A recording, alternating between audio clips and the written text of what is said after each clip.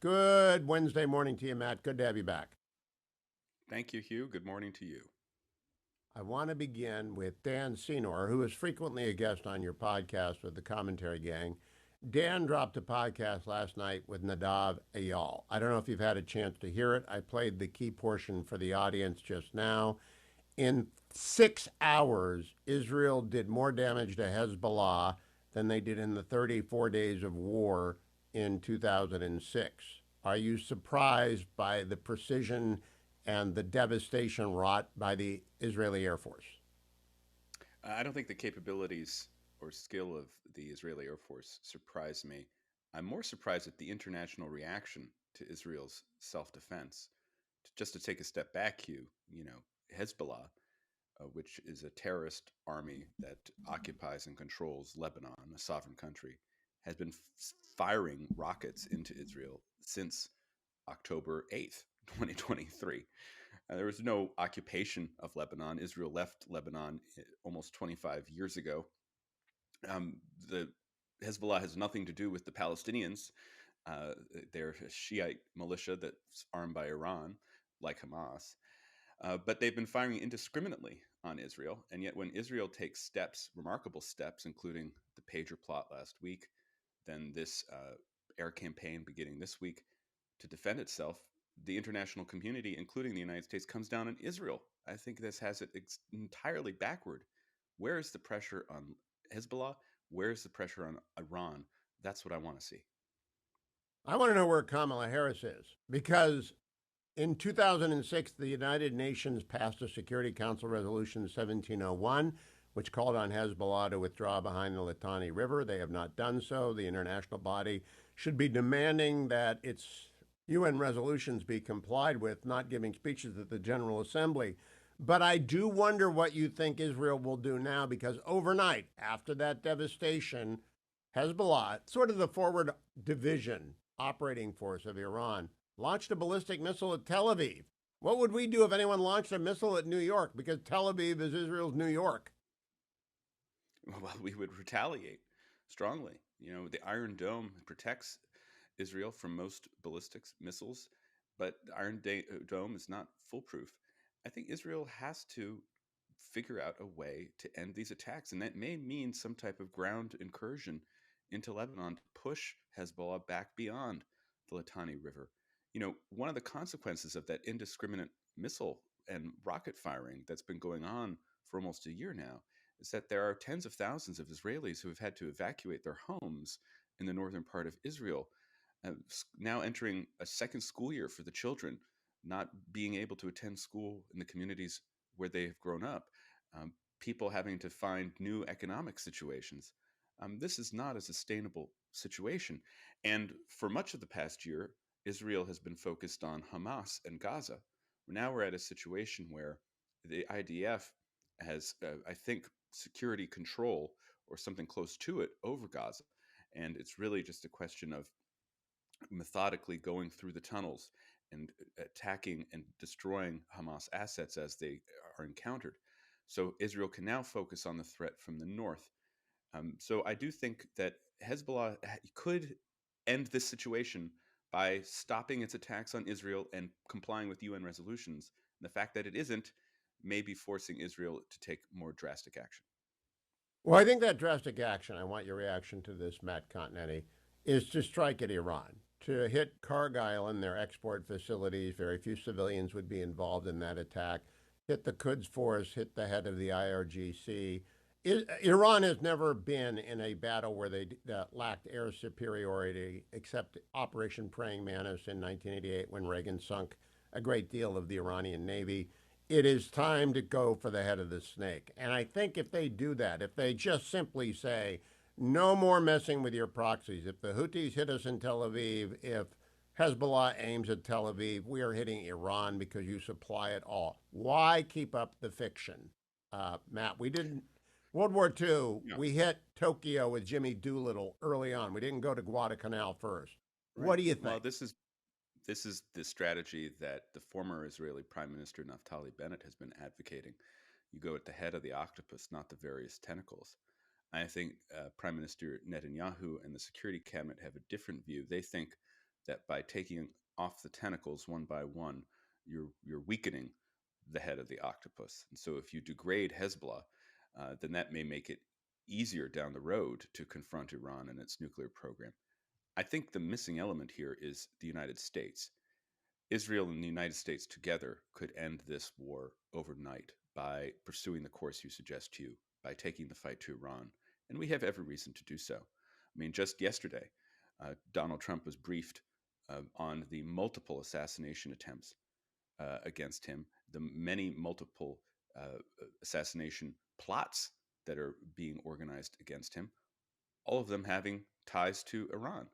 So you have this uh, theocratic government, the world's largest source of terrorism. It's behind Hamas, it's behind Hezbollah, it's killed Americans, it's trying to kill a former president and potential future president of the United States. And where is the pressure? We're allowing the Iranians to come into New York City and attend the UN General Assembly. It's absolutely outrageous. I would never say this. I thought Bill Clinton is doing a far better job deterring Iran than uh, Joe Biden and Kamala Harris because he struck at Saddam Hussein when Saddam Hussein threatened former President George H.W. Bush. Matt, I want to turn to domestic politics. Kamala Harris called a phoner in to Wisconsin NPR yesterday. That's that is about as safe a place as anyone can go as to Wisconsin NPR. She's not going to the Alfred Smith dinner. You talked about this yesterday. I think you may have overlooked one aspect of that. She doesn't want to be next to Cardinal Dolan because the left wing of the Democratic Party really hates the Catholic Church because it is doctrinally opposed to almost every tenet of the left. Do you think she's making a statement, or is it just she's afraid of not being able to deliver lines? No, I think in the case of the Al Smith dinner, there is something about the Democrats' approach to the Catholic votes and to the Catholic Church that we've seen in recent years. Let's not forget that while she was senator, Kamala Harris objected to one of Trump's judicial nominees because of his membership in the Knights of Columbus, which, I mean, it's about as inoffensive as you can get. The Knights of Columbus is a charitable organization, volunteer organization for Catholic men.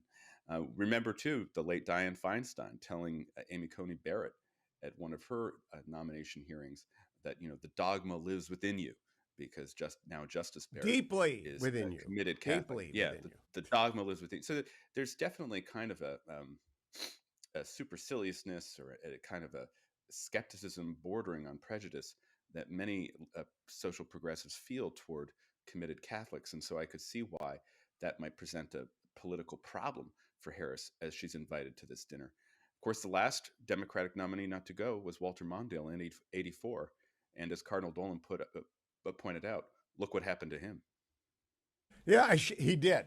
I used to say until 10/7 that the last acceptable prejudice in America was to be anti Catholic.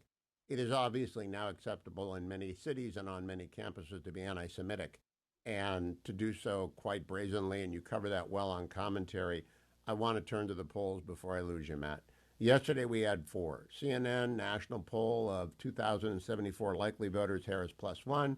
Quinnipiac national poll of 1,728 likely voters tied.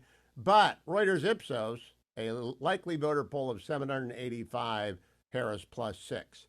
I throw out the outliers. I think it's tied nationally, and I think that's very good news for Donald Trump, especially when we realize state polling is hard to do.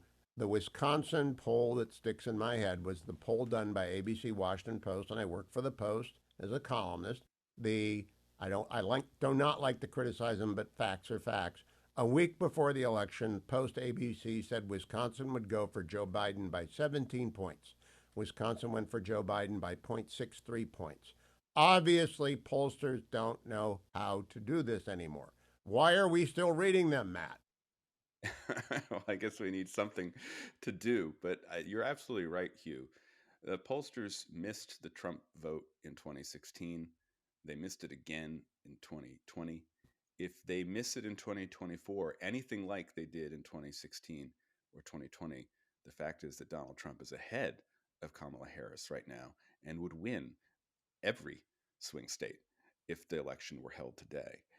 So take that with a grain of salt, this is a very close election. It's the closest election in 60 years, the closest election in my lifetime.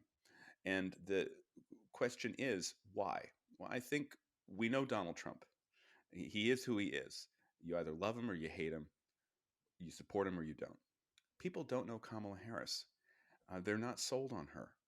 There's something about her that voters find elusive. And every time she tries to put meat on the bone of her candidacy, she comes across as a progressive who is to the left of this country and not up to the job of being the president of the United States. So this is a dilemma for her. I think the only way out of it is to convince the American people that she truly would be different from Joe Biden, substantially different. And that's something that she just cannot do. Matt, do you think the Oprah sit down did her good or did her harm? I, I think it may have done her slight harm. I mean, as Trump pointed out in a recent rally, just watching the expressions on Oprah's face was kind of amusing because I don't think Oprah really expected Harris to be not that good a performer, as was revealed during the telethon. But the thing about it, Hugh, is this: Harris has benefited from an extraordinarily favorable press since becoming the nominee. She had a successful convention. She had a good debate against Donald Trump. She won the debate. She had the Oprah sit down, and yet the race is still tied.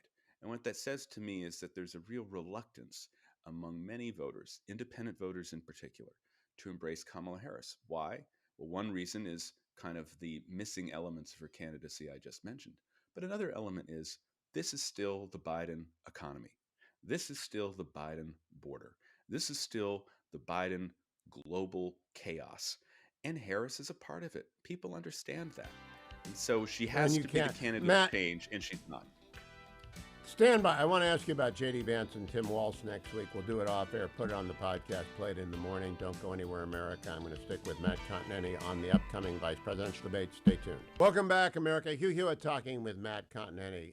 We are taping this on Wednesday before the Tuesday debate between vice presidential nominees J.D. Vance and Tim Walz. Matt, I've been in broadcasting in Minnesota since 2000 on AM 1280 The Patriot. I've been to the Minnesota State Fair a dozen times to do that. Tim Walz is very Minnesota. Think of your very favorite uncle.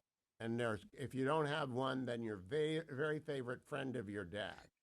That's Tim Walz. He's very good at this. J.D. Vance is a Yale lawyer, and he's very good on his feet. But Margaret Brennan and Nora O'Donnell are going to be, it's 3 against 1 again. You guys seemed pretty optimistic yesterday talking about this debate. I am not at all, because I think Tim Walz is like attacking Grandpa. Do you think J.D. Vance can work around that? I do. I mean, my favorite uncle hasn't been to China 30 times and hasn't, mandated ethnic studies in the public schools in Minnesota. And he hasn't said in public on video that every time he realizes that Ilhan Omar is in Congress, he smiles. So I think he's a little bit different than my favorite uncle, a lot different, actually. I do agree with you, Hugh, that it's going to be 3-on-1.